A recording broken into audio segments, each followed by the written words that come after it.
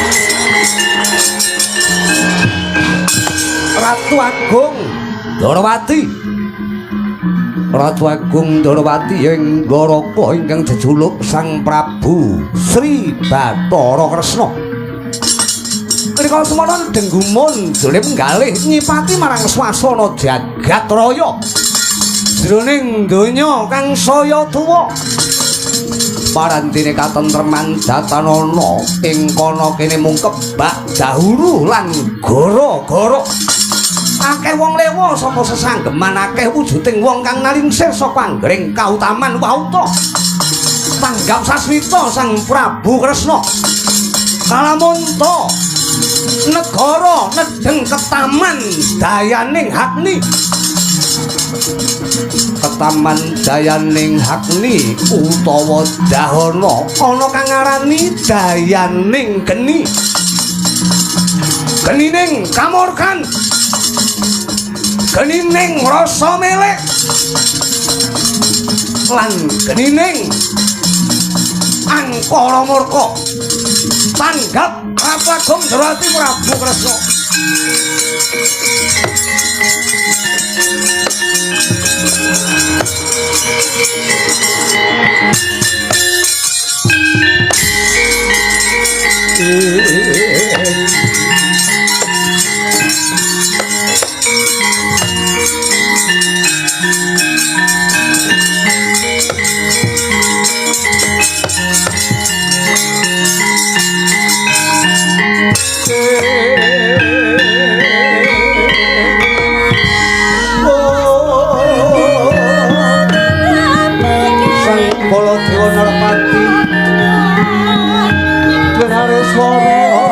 Kresna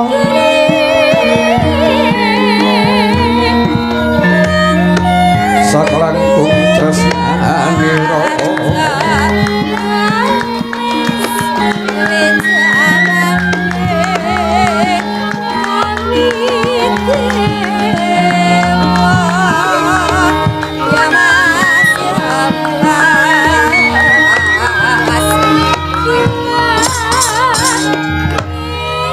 ya jagat Dewa Bathara jagat Pangestumbara dikudi tatahipun Kakang Yayi Prabu Sri Bathara Kresna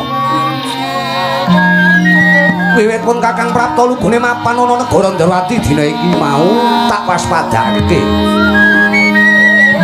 polatane Yayi Prabu Kresna tanpa beda kaya wong bingung bilunglungan ngleng-ngleng kelang-langan tambuh kang kok tindake mongko sauraranipun Kakang Saka Mandura lumarek mapan ana negara Darawati iki kejaba nuruti dayaning oneng utawa kapang kelawan adikku sing banget ndak tresnani pun Kakang ya mung kepengin ulinga apa daya kang kok ngrasake dina iki kula Yayi Prabu ora perlu dadak nganggo wigih ringa-ringa ora perlu dadak nganggo ewuh ing pakewuh apa kang nyebabake kuceming wedanamu tepunging wimbamu jaiting netramu ingkang katon kaya wong bingung bilunglungan kuwi mau kandha pun kakang najan to bebasan pun kakang kuwi luwih bodho timbang Kresna saka mangsa nglakon kuwi yen to disangga ijen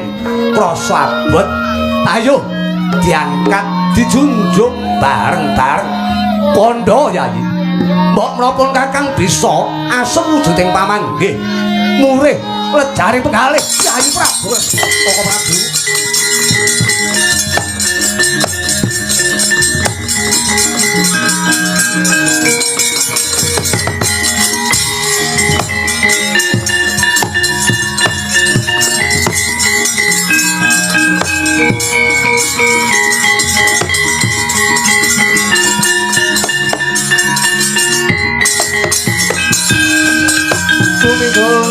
jeng langit kelap-kelap katon lergin sanangalis lumaresa gandrung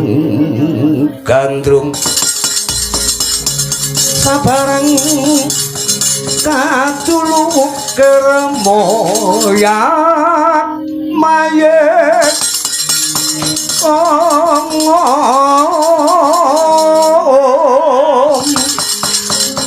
sagung tias balewur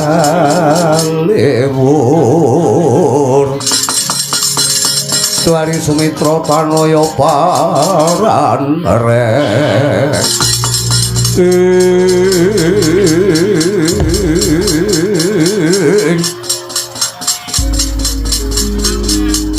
matur nggih panuwun ingkang tanpa pindhan wiwit saking purwa madya ngantos wasana menika kala wau ewa dene paduka Kanjeng Koko Prabu Baladewa yektosipun kenging dipun wastani tansah migatosaken dhateng Ripaduka ing Ndarawati alah salah panjenengan kok ngeget-ngegeti Koko Prabu ora Yayi gelem ora gelem si adilan pun kakang kuwi kaya dene suruh lumah lan kureping yen to pancen sinawang kaya-kaya siji rupane ning bareng ginigit ki tunggal rasane Kresna ya Baladewa ya Kresna tumrapipun kakang kaya mangkono dadi nek si Adi Nandang Sungkawa iki genapun kakang ngerti apa to sebabe si Adi Polatani iki ketok saka polatane Kresna ki nek Nandang bingung pun kakang ngerti bahwa ngerti titikane udutmu banter kowe iki genah bingung angger ning dalan kok titik-titik ngejak leren tak refreshing dhisik iki wong bingung. Mula kandha kalian pun kakang, sebab aku ki dulurmu tuwa, ya. Aku dulurmu tuwa. Siaki mboten dawuh Kanjeng Koko Prabu Sri Bathara Kresna. Lan jeneng sira anakku bocah bagus Samba. Nun wonten timbaling kang dawuh Kanjeng Rama Diwaji. Pepundhen wing Mandura rawuh ana Ndarawati. Sira tak keparengke lenggah sawetara pun Rama utawa pun kakang tak sumedya rembukan. Lawan pepundhen wing Mandura ya. Nggih, sendika ngeswaken dawuh Koko Prabu, monggo. Hari paduka kula pun siagi namung derek ngangklungaken jangga. Niringaken karna dhateng dawuh pangandika paduka Kanjeng Koko Prabu Kresna. Namung derek ngangklungaken jangga niringaken karna do Kanjeng Rama. Syukur sekali jumurung yen to tetela kaya mangkono. Koko Prabu piye Kresna? Nyuwun pangapunten saderengipun. Liripun ingkang rayi utawi paduka kaya dene wong Nandang Sungkawa menika saktemenipun kula menika mboten gagas menapa-menapa Koko Prabu. Ingkang kula gagas menika namung kahanane jagat raya. Jroning swasana jagat ingkang sampun saya mundhak yuswa tegese donya menika sampun saya tuwa. Ewa dene kahanan ingkang kawontenan wonten negari Ndarawati, Ngamarta, Ngastina lan kiwa tengenipun menika ingkang nampi katentreman kula dereng wonten to. Ingkang wonten menika namung regejekan. Kana geger karo kene, kene geger karo kana. Kepanyata kena diarani larang sandang, larang pangan akeh memala ingkang dumadi. Lah, kahanan ingkang kados mekaten menika yektosipun dudu tanggung jawabe para kawula dasih lan para kawula negari kemawon ning ugi tanggel jawabipun para pujangganing praja utawa punggawa-punggawa kegolong para narendra. Ewa semanten swasana ingkang kados ngaten nika kala wau mitra tembang rawat-rawat mbok bakul sinambi wara sinambunge lidah binendunge karna kahanan ingkang kados ngaten menika wau tandha-tandha bakal tekaning wujuding nugraha wiwit duk rumuhun anggrana gara-gara bibar gara-gara mesti ana kanugrahan. Mila menika Kakang Prabu mboten mangertos ingkang kula raosaken kula kinten mboten dangu malih bakal ana kanugrahan ingkang mudhun wonten ing jagat kaya walah. Yo Kresna matur suwun padhang trawangan rasane ngaudiku ya.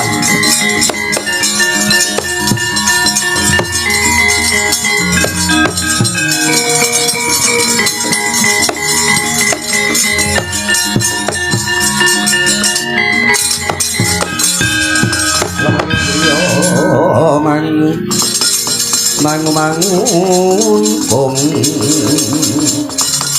kan narimang leno tanapakanen yen tantulusa mangku sang dia utama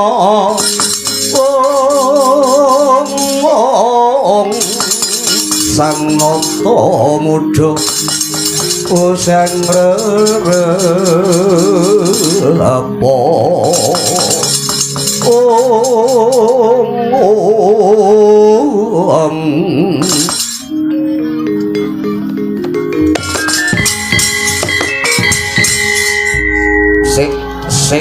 sik to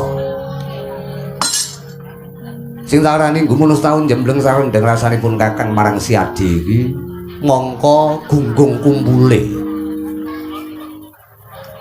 yen to pun Kakang menang Nyakrabawa kang didhawuhke Kyai Prabu Kresna iki merak babakan kang becik to pancena jaman kang wis kaya ngene iki kena diarani katentremane ora pati nono ning Kyai Prabu Kresna paring dawuh anggrana dahuru anggrana perkara ora wurung mesti bakal mbarengi tekaning kanugrahan.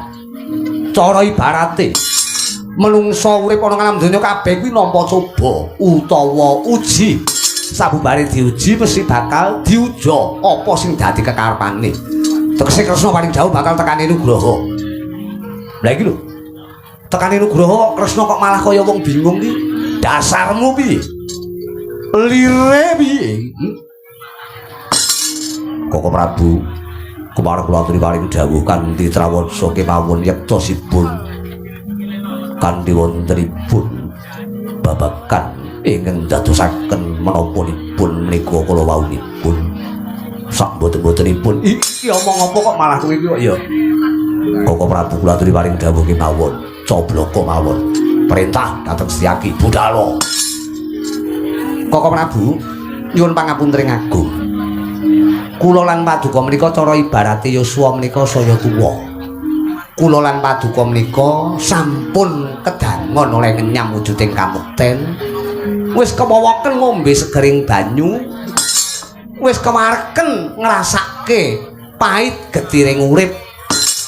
Ewadene kapanyata babagan kanugrahan menika sampun kula lan paduka menika wis ora butuh meneh. Ingkang ndadosaken susahing manah kula sing ndadekke bingung penggalih kula. Kula lan paduka menika ya duwe wujuding putra to. Kula lan paduka menika ya duwe anak. Kula lan paduka menika duwe tedhak turun. Ing atase wong tuane biyen nggone kepengin dadi ratu, wong tuane biyen nggone kepengin dadi Narendra, nggone kepengin mulya Nyakrawati mbau denda, direwangi Andrapati meres keringet banting raga, adol nyawa bebasanipun anggenipun nindakaken wujuding pakaryan.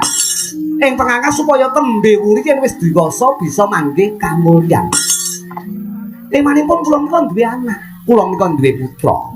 Isine kok mung kepenak uripe mulungguh bedingkrang mapan kasatriyan. Uripe ora cetha, ora gelem sinau, ora gelem budidaya. ora eling yen to wong tuwa ki selawase ora bakal rusak. Kula lan Paduka bakal ngenyangi tuwa. Ora wurung benjang ingkang gilir gumanti nata menika inggih tedhak turun kula lan Paduka. Ning nyatanipun wonten satriya ya anak ratu. Ana tanda-tanda trontong-trontong bakal tumurun kanugrahan utawa wahyu. Lha kok obah kemawon mboten, grenjet kemawon mboten. Upama besok nandhang sengsara, aja nyalahke marang wong tuwa.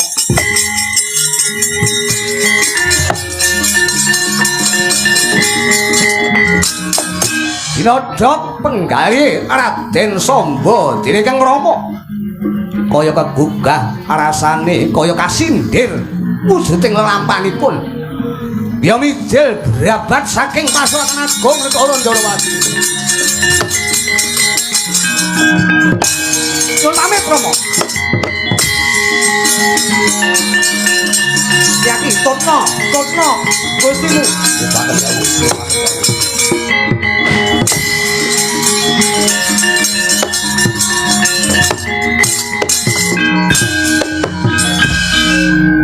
Lah.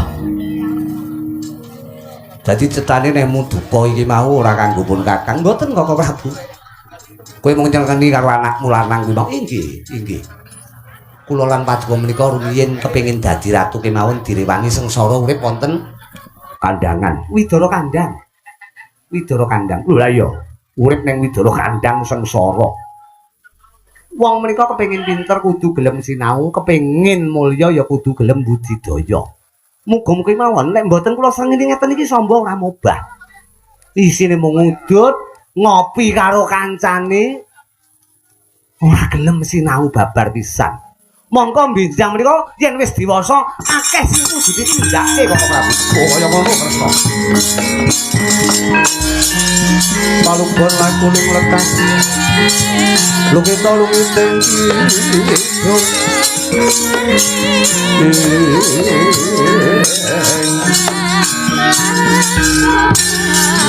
Kadung kadereng momong pemangon mangan rahayu ayo tanah golong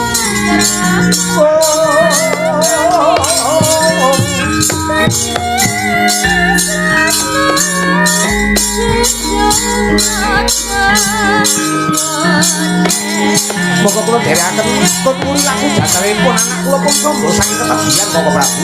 Yen adoh dicedhaki yen cedhak didoi. Muga nurut raja saged nampi dawuh saking Kang Rasi. Ya ngepami dawuh.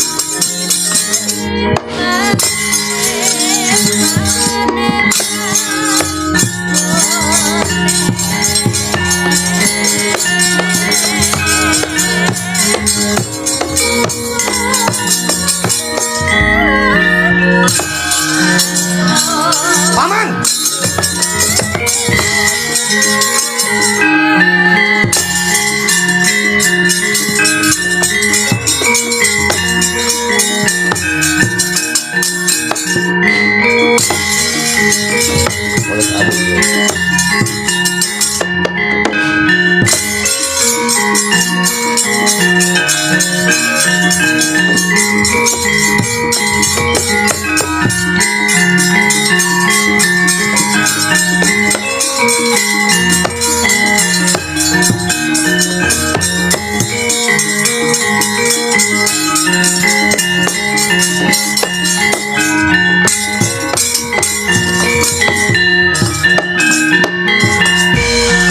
Sonya ora sangka winduya amung lerku mampan maletik mantala kuku sing sewa ulun namung lamat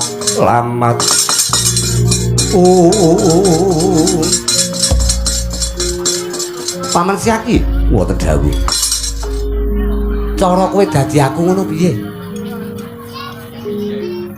cara kowe dadi Samba piye rasamu Nyuwun pangapunten Paduka menika putra raja anak ratu genah uripe menika mulya upama kula dados pinjan nggih bombong rasane kok sik ora perkara bombong rasane Ora perlu dadak penjanisun cerita ingkang maneka warna marang Paman Siaki ya mireng dhewe to. Midhanget dhewe to.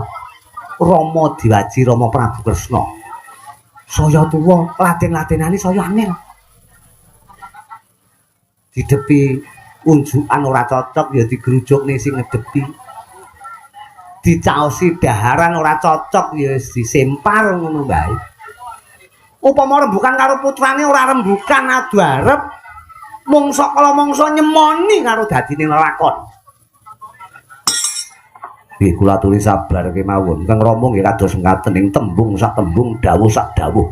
Saengkang Rama menika rak ya pratitis menika mujudaken wujuding dawuh ingkang kedahipun Paduka Tambi. Iya, ning kudune rak ya samba. Iki nek wahyu bakal metu ning Artapada. Wahyune apa aku ora ngerti sing baku nek kowe kepengin mulya golek ngono rak ya penak to. Wong tuwa kok senengane rasan-rasan. Saya tuwa senengane rasane kacang. Ampun kersane kaya. Wong liya ciriwan-ciriwa gino mati. Ciriwan-ciriwa gino mati rasan-rasan iki ya ndadekke regejekat. Paman. Mbah apa waju kang tumurun aku ora ngerti, mbah apa kang dadi wujuding swasana kang didhawuhke dening Kanjeng Rama aku ora ngerti. Ning bakune dina iki kaya didodok rasaku. Bakal tak tuduhke ana ngarsane Kanjeng Rama Diwaji kalamun tanpa Rama Diwaji samba bisa mondhong wahyu paman.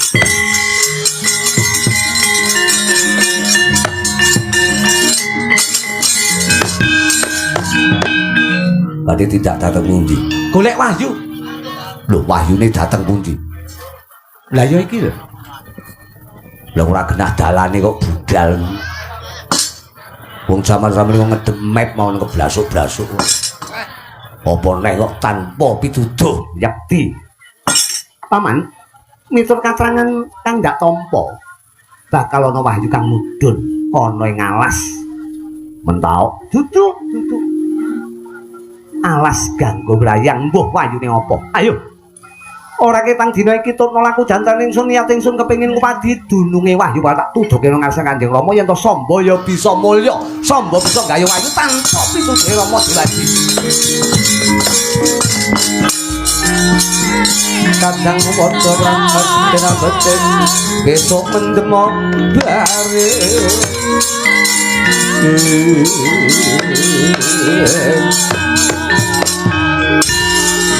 Baresan prayitna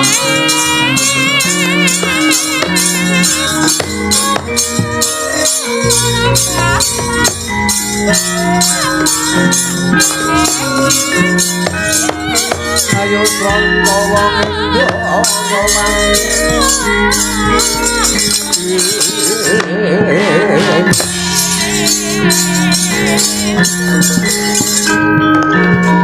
ayo toto laku jantan ingsun miling gelang minder-minder jalani tak upah ini wahyu kang bakal tumurun paman taun ana windana aku ora bali ora pondok wahyu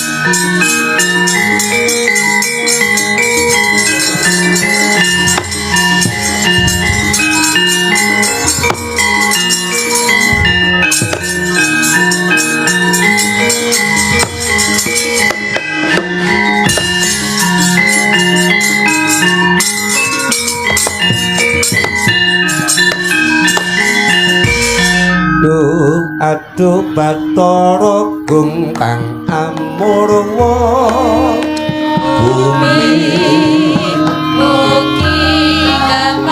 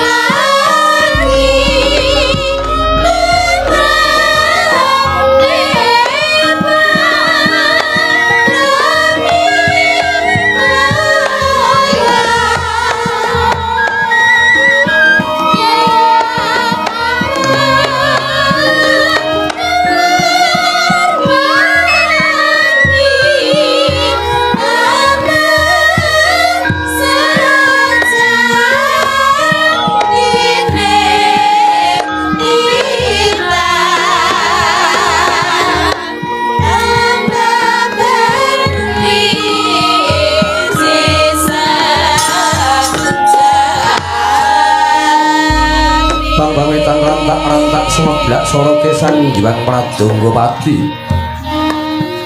pamadangi jagat raya babar sawijining crita tumrika warnane ingkang mapan ana negara Ngastina sinebut liman benawi gajah yaya nagri Kuru Janggala sapa ta ingkang jumeneng nata mapan ana kono tuh menika warnane juluk Sang Prabu Duryudana ya Prabu Suryudana ya Sang Tri Pamangsa Jaka Pitana Prabu Kurupati Gendari Suta ya Sang Desta Rastratmaja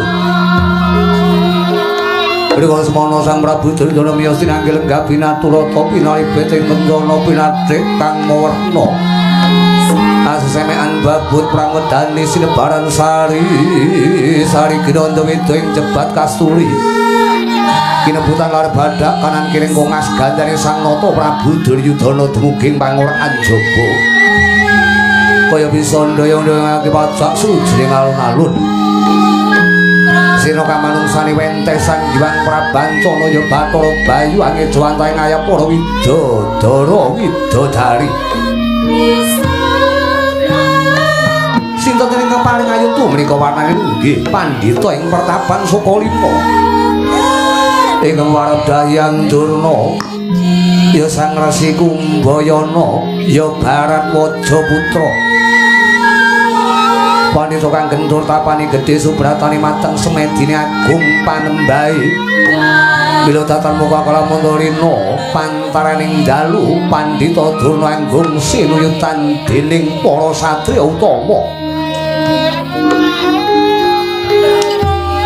ingkang lenggah mariku ekon jeming bantala wedanane tumrika warnane mantri pangarsa pati wasisaning praja ya Warangkanata negara Gajahya ya negara Ngastina Satring Gendara Desa Kasiraden Arya Sumandya Patih Arya Sangkuni ya sinebut Sang Tri Gantalpati Sumambara Pati Nguri kemontar paparipun Jeng Pasukan Agung negara Ngastina mengkeraken para maneka praja kang padha marak seba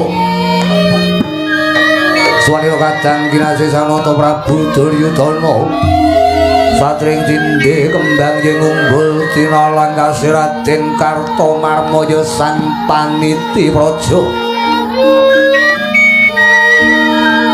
warna-warna busanane Sang Nata Prabu Duryudana ing cinandra nganti kaya panjring puspita para rakyat praja kang siniwaka amblabar dumuging pangurakan jaba mila kemangkonal pamuji asmane Indra Kalamunta dereng kawijil ing lesan